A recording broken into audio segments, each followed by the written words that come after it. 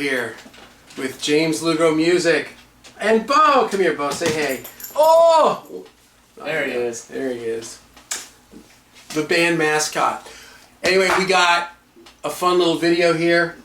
It's going to be screenshot at the same time.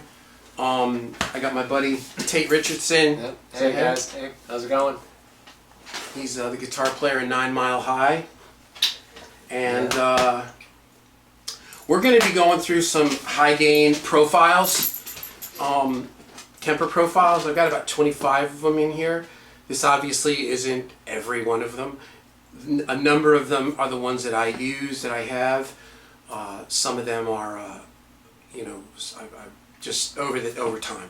Again, this isn't comprehensive. This isn't every Kemper profile in the world, and people are going to go, oh, you should have had this, or you should have had that. Well, this is what we got. So we're going to have some fun with it. If I go by authors, I've got some Bert Muhlendyk. I've got Big Hairy Profiles, Chop Tones, Deadlight Studio, Deadpan, Double Impact, Guido, Bungenstock, James Stevenson, Michael Britt, and Sin Mix.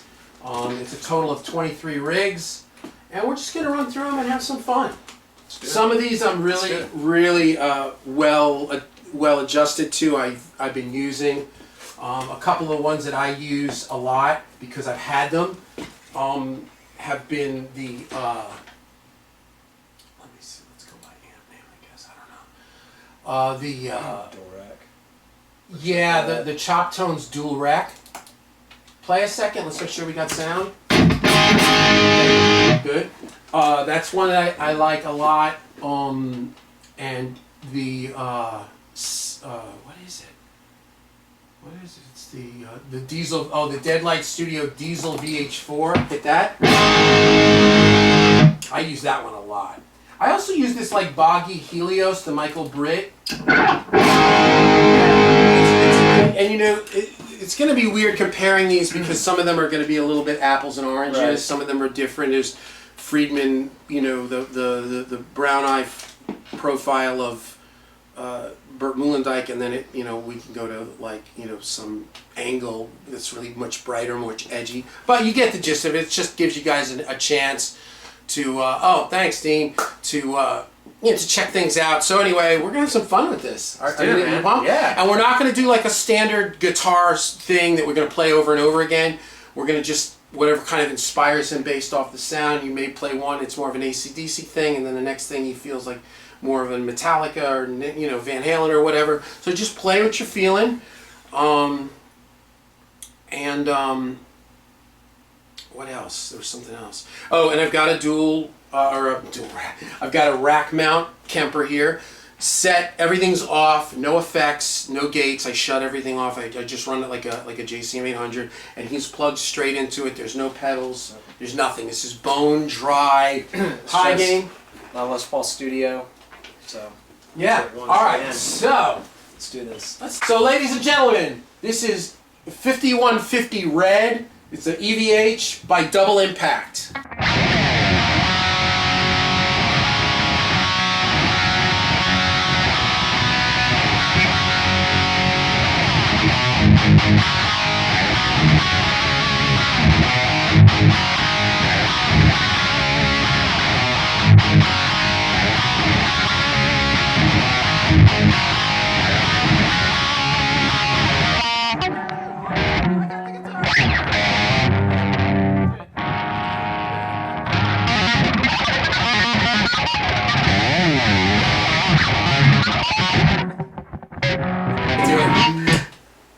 I don't play. That's nice. It almost sounds like a little cracked wah in there. Yeah. A little quack, quack, quack. Yeah. All right, so here's another 5150 by James Stevenson, 5152. Play that. Okay, I like that one better. Oh, that's nice. I like it's more. This one here. Yeah, it's more dry.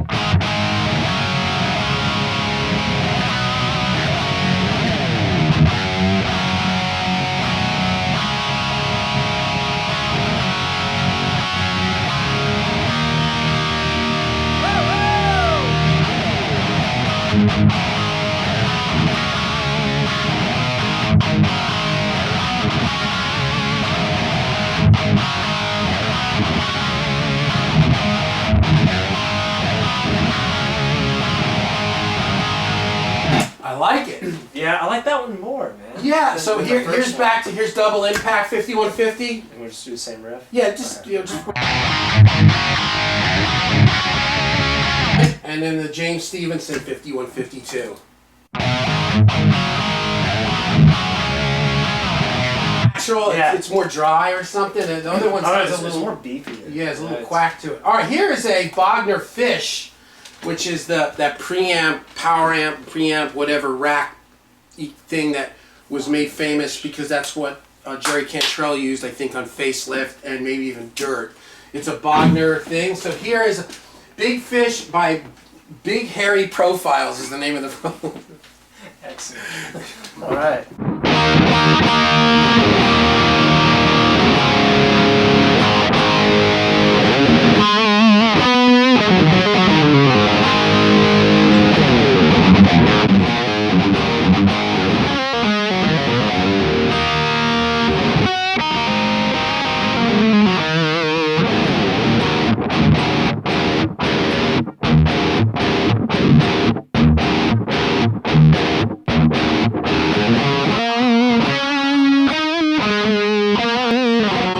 All right.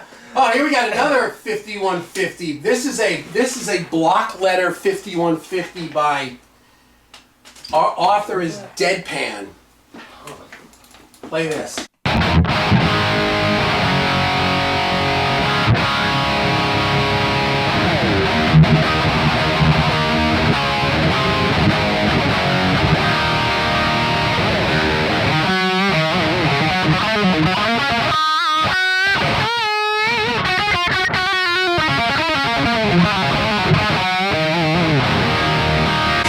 Yeah. It's more that's real natural.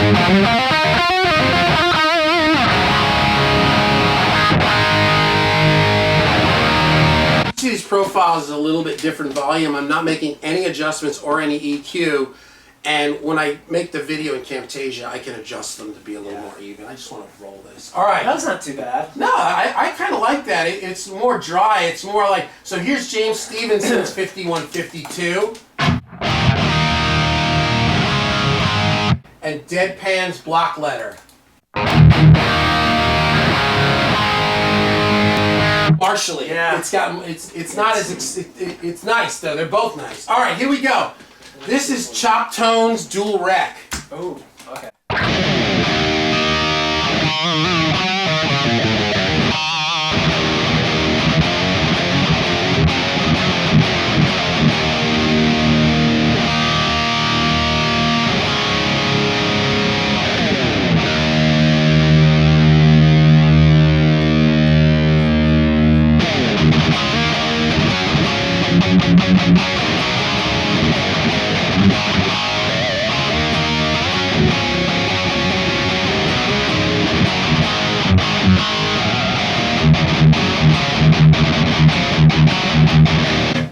All right, now here's. I like that. You like that? Yeah, I like that. All right, so this is a dual. Oh wait, I'm not going by name.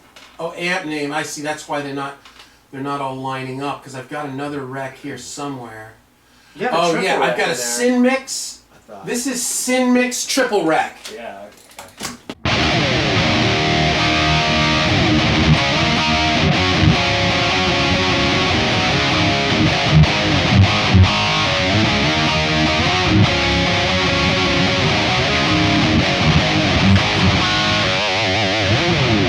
I've got Deadpan Triple Rec.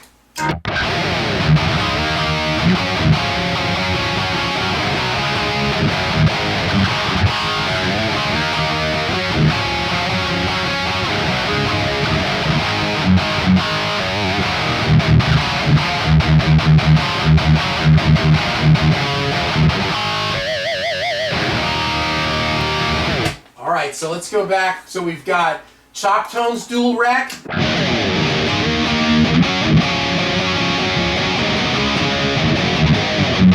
Sin Mixes Triple Rec.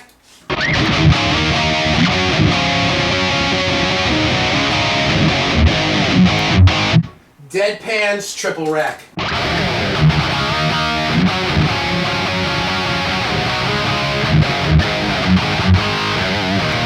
That's honestly, dude, that triple rack is. The deadpan I'm one. kind of digging. The last one. Yeah. That's on right now. That's deadpan. Yeah, that's great. All right, so let's go to. Here's a Bogner Ecstasy. This is Guido's Bogner Ecstasy.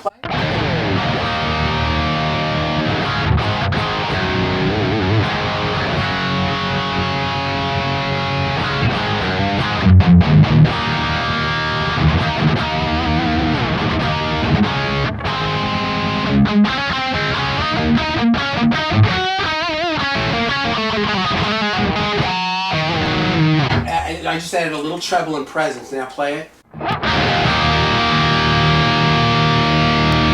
little bit of, and that's the thing is that when they make these profiles, they scale them. Like some are darker, and sometimes I like to I find the profile that I like, and then I feel like I can brighten it, because some of the ones that are more bright, it's brighter by them moving the microphone in towards the sun and dust cap, and sometimes that mic is in too close I don't like the way it sounds. I'd rather have it out and add a little top end than to have it in too close. Yeah. So this is Guido's Bogner Ecstasy.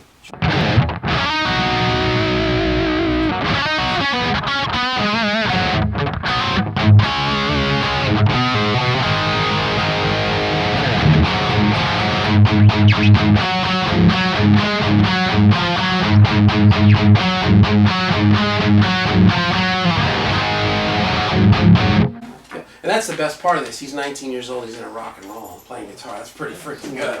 All right, let's stay with this like the feel. right thing to do. Here's Michael Britt's Helios. Play.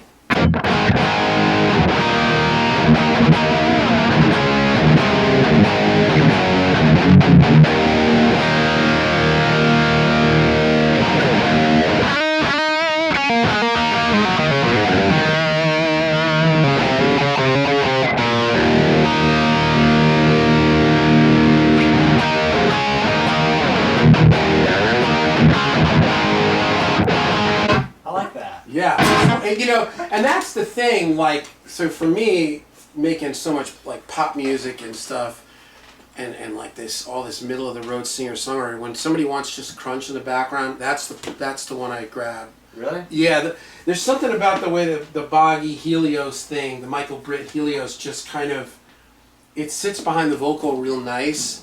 Some of them are too dynamic, or they're too I don't know if it's too bright, or they take up too much of your ear, and so I use this a lot on girl pop, where they want just that real chimey kind of. Yeah, or just chunky, just rhythmical, like Kelly Clarkson, kind of like what you were just playing, the lonely, like more straight rhythmical. The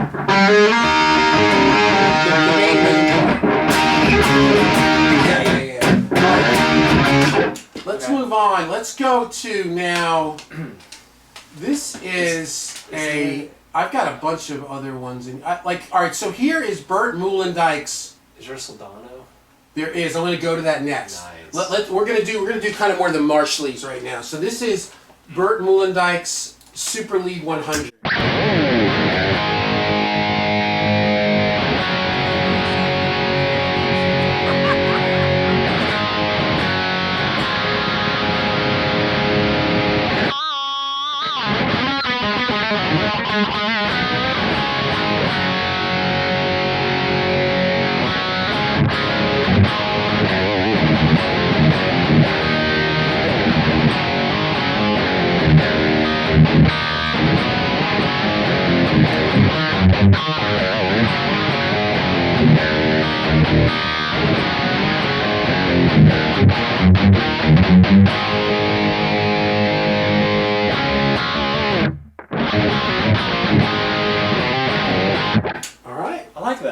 Yeah, that one. That's nice. I remember when that first came out, I was one of the first people to get it, and I remember as soon as I played it, I was in the middle of making something, and I just started using it. And I just was like, wow, this thing's really cool. I really like this.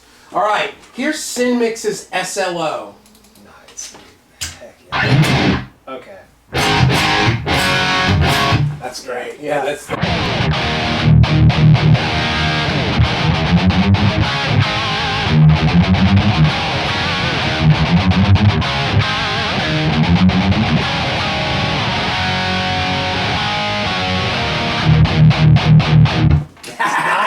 That is. I like that. All right.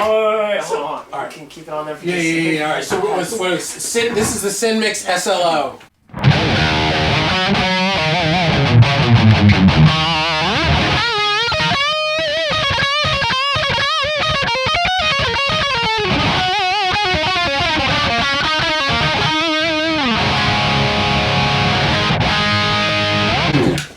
That's my favorite one so far. It is. Okay. All right. Good. This is Michael Britt's custom audio, like Pete Thorne, his PT100. Play a little bit.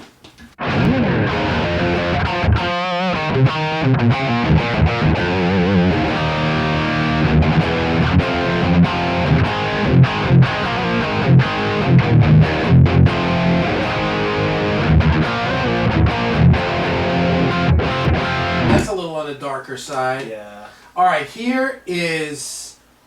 this is Double Impact's Hot Rod Plus. That's probably that Soldano. I don't know. Let's see if it says.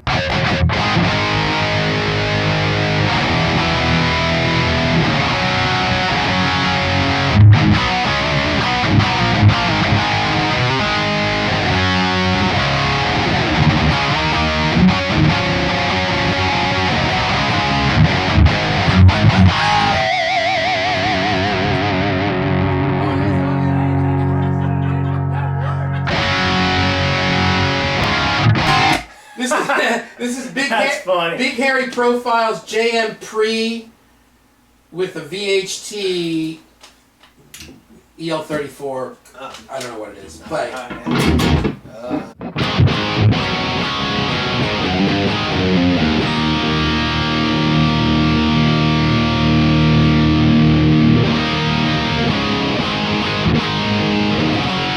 Now that's kind of a little bit of the Marshall-y.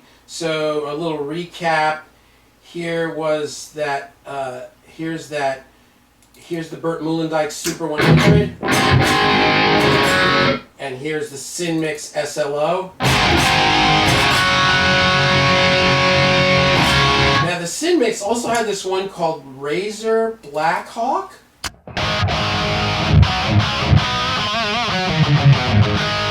I like that. Yeah, it's got a little of That's that. Cool. It's got a little of that thing like that 5150 by Double Impact. Oh, it's the same one? Was it? No. So play that.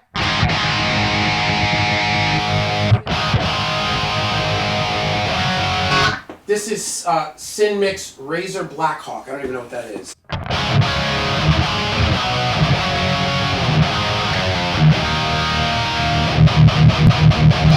Here's Double Impact's Uberschall.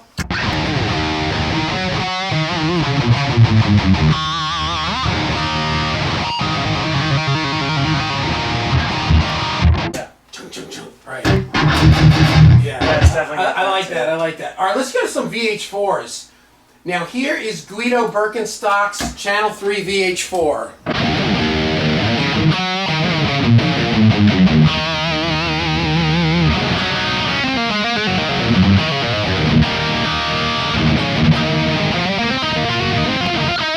And here's Deadlight Studios VH4.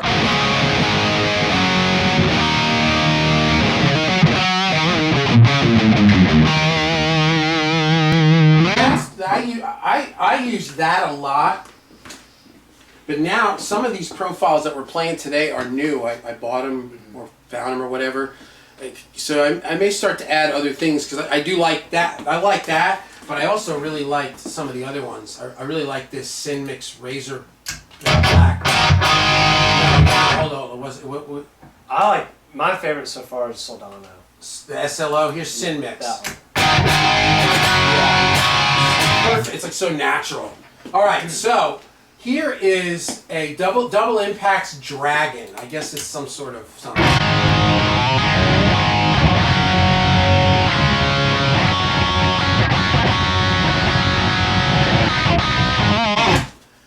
And then here's Sin Mix's Angle RB100.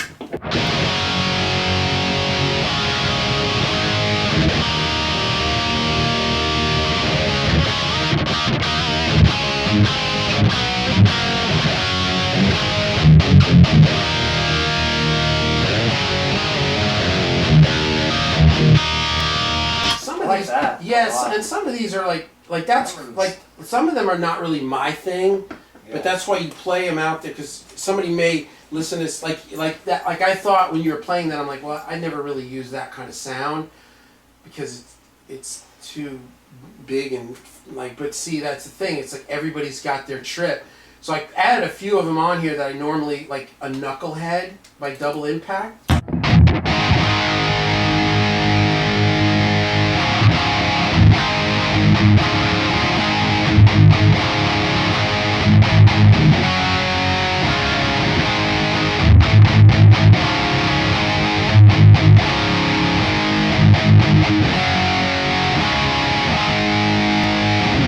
And then here's a by Double Impact. This is a Powerball 2. I guess these are all like Randalls or Engels. Yeah, Engels. Yeah. Engels Powerball. Here's Powerball.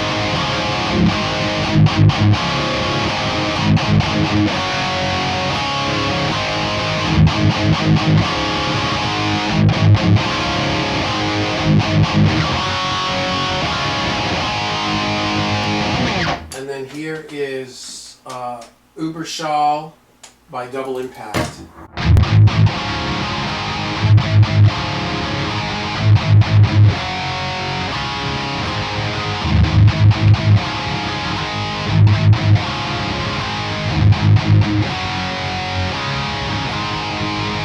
Yeah, I like that. I do too. Yeah, that's great. Well, I've had two Uberschalls. I don't know. I get rid of them after years because I don't do enough metal. Just buy one and keep it though. Yeah, I know. I like the Rev 2s. Here's Burt Muhlendyke's Friedman Brown Eye.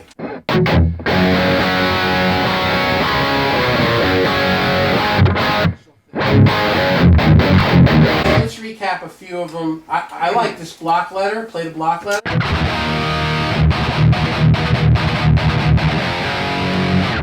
And then, which rec did we like? What was it? Was it the? Where It wasn't a It triple. was a triple. Yeah. Yeah, It was it was. Deadpan's triple. Yeah, it was. Yeah.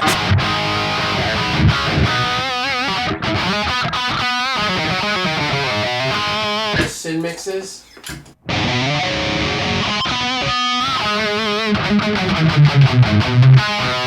So that's Deadpan.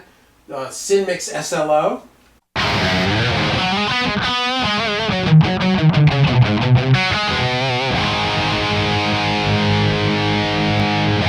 And then like here's that. Sin Mix's Razor Blackhawk.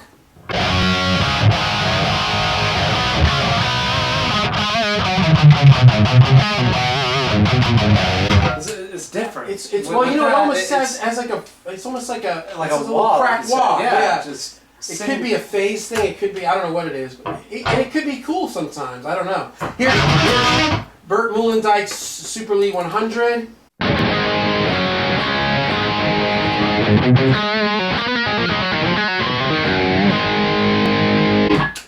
Deadlight Studios VH4.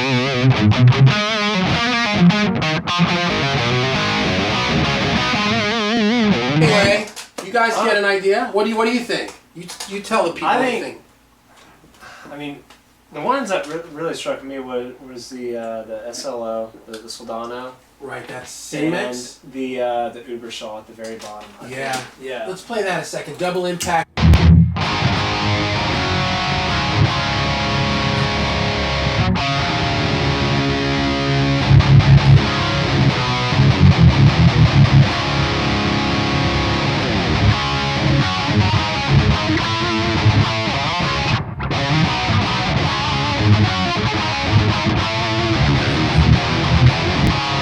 This is a new profile, this Double Impact.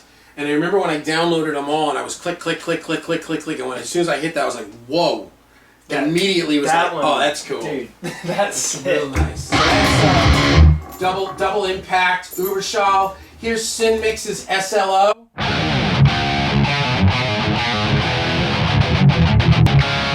Deadpan's Triple Rec.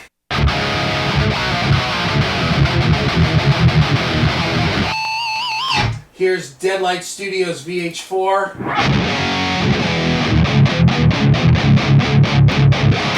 Deadpan Black Letter.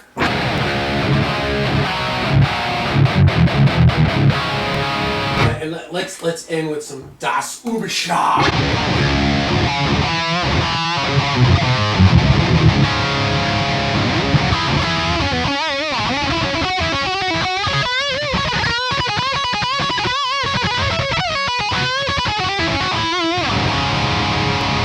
You know what this is? This is metal version of Coffee Talk. Coffee Talk. We're gonna have a little bit. We're gonna talk about Kemper profiles of Coffee Talk. Well, drop tune.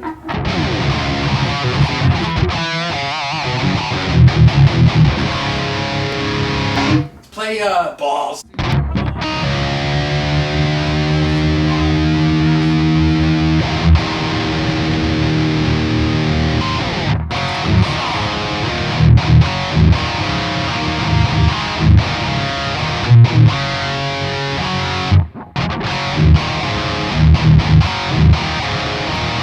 That's a cool riff, man. Yeah, and that great. That's like that used to be how I used to demo amps with that riff for years. Yeah. Yeah, that was like my main, just because the way it felt, like it was the way it grinded was just perfect. Yeah, it is. All right, guys. So listen, y'all.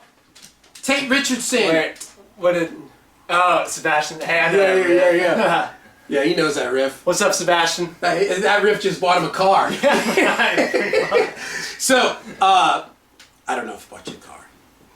But, all right, so tell us about your band. Who are you? What do you do? Well, my name is Tate Richardson. I am born and raised here in Nashville. Oh, you're the one. Yeah, I'm the one. I'm the one. Let's see, I'm in a band called 9 Mile High. Myself and my drummer started the band. We've been a band for about 2 years now. We released our first EP back in March, and we recorded that over at Curb on Music Row. It's on iTunes and Spotify. Wait, you record on Music Row. Is there lap steel and pedal steel on it? No, not on this. Did they know that you didn't put it on there? Not on this. Is that Curb? Yeah, it's not on this. What's your website? We actually don't have like an actual official website right now, but we have Facebook, Twitter, and Instagram page just at 9 Mile High. So, NINE, not the number, just it's spelled out. Spelled out. All right. All right. Well, that was fun. I'm James Lugo. If you're watching this on YouTube, like and subscribe. Yeah. This is fun, man. This was fun, huh? Yeah. Kempers are cool. You know, I mean, a lot of people, a lot of amp cork sniffer people poo-poo them, but I mean, people that know me out there know I've owned so many amps, and I'm kind of a nerd about amps, but I really like it. When I first moved to Nashville, it kind of became apparent that this was going to probably be a better thing for me because you just get whatever you want. Yeah, and I had a studio that was kind of the mindset of LA, which was take your time and make everything definitive and create something always new, and that's not really the Nashville thing. Nashville thing is like make it sound good, make it sound like something we know, and make it sound good quick. Yeah. Like quickety quick, because budgets, people get paid a lot to play it out here on record. I don't know. Anyway, I just thought it was a good thing, and they can definitely come in handy.